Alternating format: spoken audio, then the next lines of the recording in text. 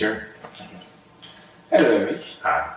It's a pleasure to finally get to meet you. It's a pleasure to meet you as well. Ray. Yes, actually, as you know, there are a lot of people right now watching you who are curious. A lot of even more people want to know who is Eric. Actually, is there a way you can tell us a little bit about yourself for those who doesn't know you yet? Sure. My name's Eric Maddox. I'm best known as the interrogator who tracked down Saddam Hussein in 2003. I'm a career lifetime interrogator for the United States government. Since 9/11, I've conducted approximately 2,700 interrogations. I've done 8 wartime deployments for the United States military, and I've interrogated prisoners from over 25 different countries. Wow, about 2,700. 2,700. That's a lot. It's several interrogations. Wow. But actually, if we have to go just slightly into interrogation, is it usually tough? Do we use specific techniques or? Well, I wouldn't call them specific techniques. I use specific themes that I've developed. As we know, every human being, they're different, and their situation's different. When they were captured, at what point in the war, if they're an insurgent leader, if they're an insurgent subordinate, if they're Al-Qaeda, if they're Taliban, every prisoner has a different situation. And I have to understand where I get that prisoner in their situation.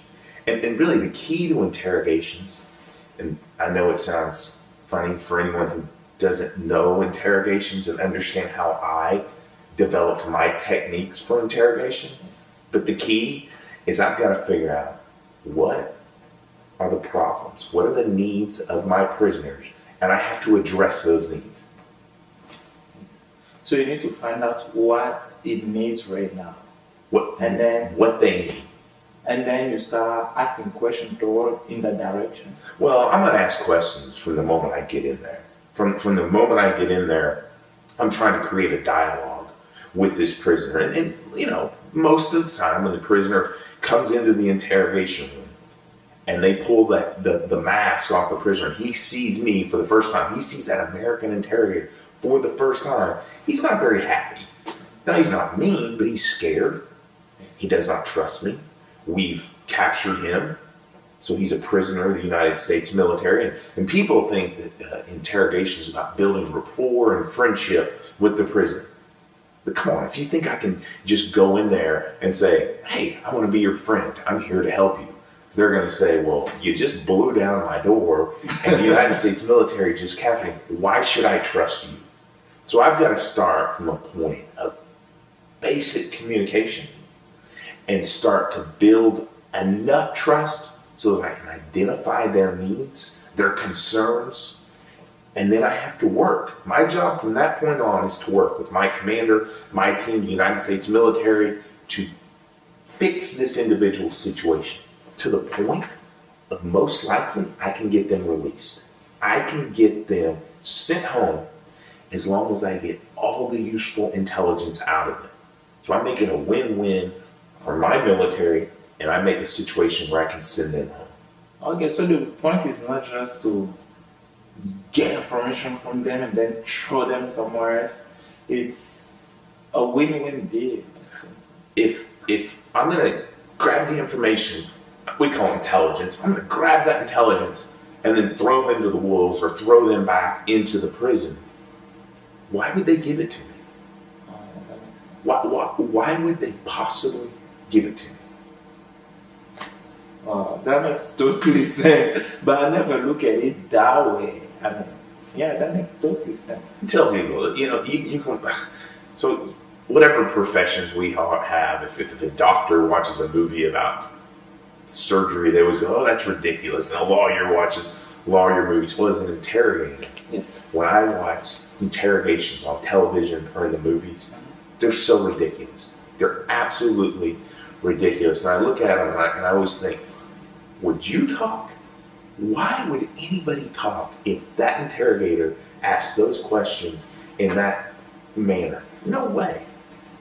Exactly, that's even the thing. I mean, most of the time when we think of interrogation, that's what we think of because we've seen it so many times on TV. People getting mad and slapping the putting the fist on the table or whatever. But, okay. But Eric, I don't know if it's that's some information that can be withheld or not. If it is, just keep it. That's fine. But is that what you can tell us about some funny story that happens during an interrogation? Let's see. Some interesting thing that happened. Okay, I can tell you one funny. Look, I can tell you a bunch, but we were tracking down Saddam. We were going after him, and many times what I'll do is I'll take my prisoners, and once I really can trust them, I'll turn them into my spies. Yes. And so I had a prisoner, and I released him. Now he's my spy. So he's out living in Tikrit. He's coming in, and he's giving me information. And the prisoner, he's not really. The spy is not really following my agenda the way I wanted to. So he and I are kind of getting into a little bit of an argument. And I'm telling him, I say, listen, I know what I need. So the prisoner, he's out there and he's looking for information that's not necessarily of importance to me. So we're kind of in a little bit of an argument. And the prisoner's getting irritated and kind of mad at me. And I'm sorry, the spy's getting irritated. He's getting mad at me.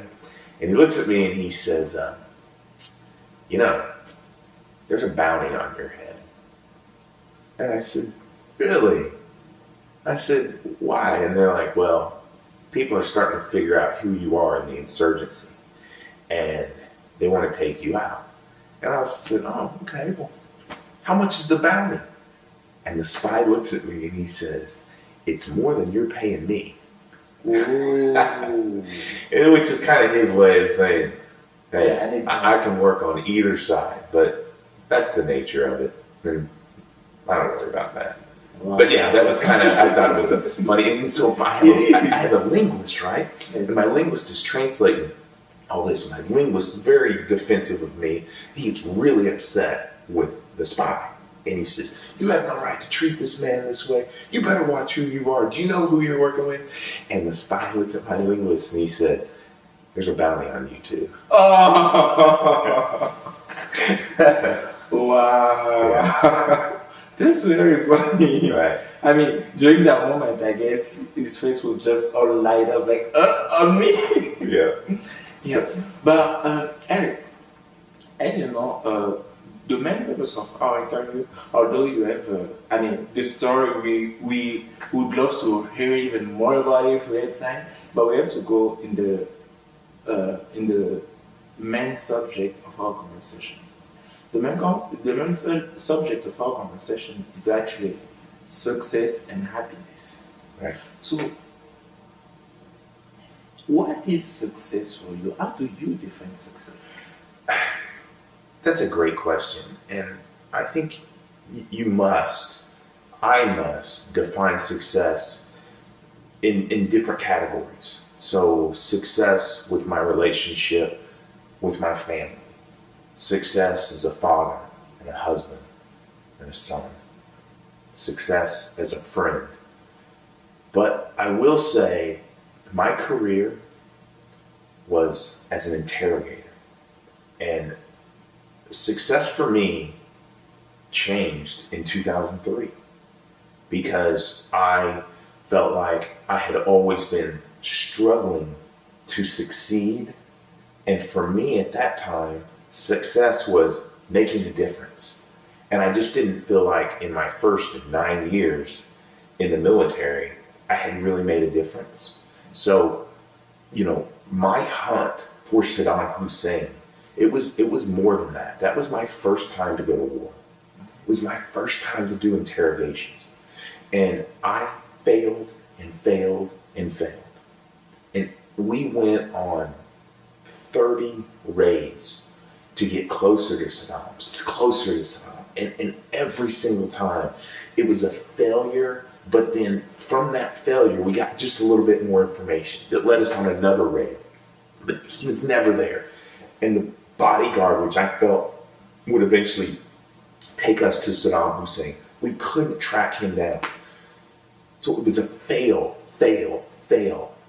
But when we finally got him, we finally captured Saddam Hussein, I realized all those failures, that was a success. Like we would have never found him without those failures. I would have never learned how to be the interrogator I am if it wouldn't have been for hundreds and now over 1,000 failed interrogations. So what I tell everyone is if you want to reach your highest potential, which is success, you must learn from your failures. And to learn from your failures, you must identify when you have failed. And a lot of that is personal accountability. Okay, so when I was not getting my prisoners to talk, I could have looked at that and said, it's a bad prisoner. He's an idiot. The situation in this war doesn't allow for prisoners to provide intelligence. But instead, I looked at it and I said, what am I doing wrong? Why am I not connecting? What do I need to do differently? Right? So if I looked at those failures, identified them, put myself accountable for those, it will give you the ability to research without any excuses. So your search for the truth and wisdom is cleared of the mutterings of excuses. Now, with the capture of Saddam, what I wanted to do in my professional success was to seek out all techniques of interrogations and themes that could allow us to gather intelligence in a war. At first, for the purposes of taking out the enemy, but for the last 7 years, the purpose of me as an interrogator has been to seeking intelligence which allows the wars to end. Right? For me, that's success. Before, success was, getting the bad guy, getting the commander's number one target. But now it's seeking information, which is wisdom, to end the war. Because that's the only way you win a war. The only way to win a war is to end a war. And I've always said, I've never started a war. I probably would not have gone to war in Iraq. And quite frankly, I probably wouldn't have chose for us to go to war in Afghanistan. But once we're there, the work, the job, the ultimate success is gathering information and getting a situation where both sides can end the war. Wow, that's really deep. So, remember 2 key points from what you say. The first one is, don't really mind failure, because each time you fail, you get closer to your goal. That's the first point you mentioned. And the second point is that there are levels of success. And the more you're growing, the more you go, you seek a higher level. For example, you say, in the beginning, you're just looking for that one person, or the target, basically. And then after a while, the more you are advancing, the more you are acquiring wisdom, the more you understand that it's a matter of gathering intelligence, enough intelligence, so not to win the war, but to end the war. And I really loved it. Not to win the war, but to end the war. That's right. And I will tell you, so as a soldier in the United States military, I wanted to feel like my efforts to join the military and serve and train year after year, that I made a difference. But that's a self-serving goal. It doesn't mean that I made a positive difference, that I was in the war. I can now say, I participated in the war. But once the capture of Saddam came, and I realized I don't need to do self-fulfilling goals. We've got that. Then you can look above and go, how do you make a real difference?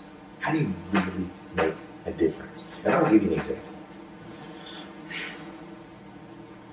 if I get a prisoner and he's an insurgent member, so he's part of the enemy, and I get him to break, and he says, okay, I'm going to help you out, and if that enemy takes us into the locations of other enemy, okay, and we capture them, really quickly the insurgency starts to go, whoa, Yes. our guys are turning against us. Their own people are turning against them. And what happens is the insurgency, it loses its confidence in itself. They stop trusting one another. They stop communicating, and they lay down their arm, and they pretty much tell their insurgent teams, like, forget this. I don't know if you're a spy. I don't know if you're a spy. I don't know if you're a spy. And what they start doing is they take that hatred away. They move it away from the United States, and they move it towards each other. And then they say, do I have the opportunity to just go back to work, take my old job? And so then, if we can create an atmosphere through this war zone where we can rebuild and give these insurgents opportunity to lay down their arms, and then what we have to do is we have to look at these insurgents and say, hey, they were fighting against us. They've laid down their arms. They're looking to seek a normal job. Quit going. We got to stop seeking them out to capture or kill. Now, what you've done there is you've changed the mindset and the hatred of the insurgents.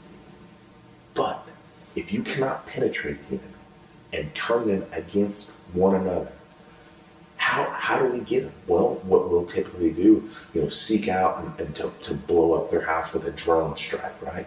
Well, even if we only kill the enemy, we don't kill innocent civilians around them, the enemy still sees their buddy dying and blames us, which increases the enemy's hatred towards us. So and they'll use that to recruit and gather more individuals to feed their insurgency.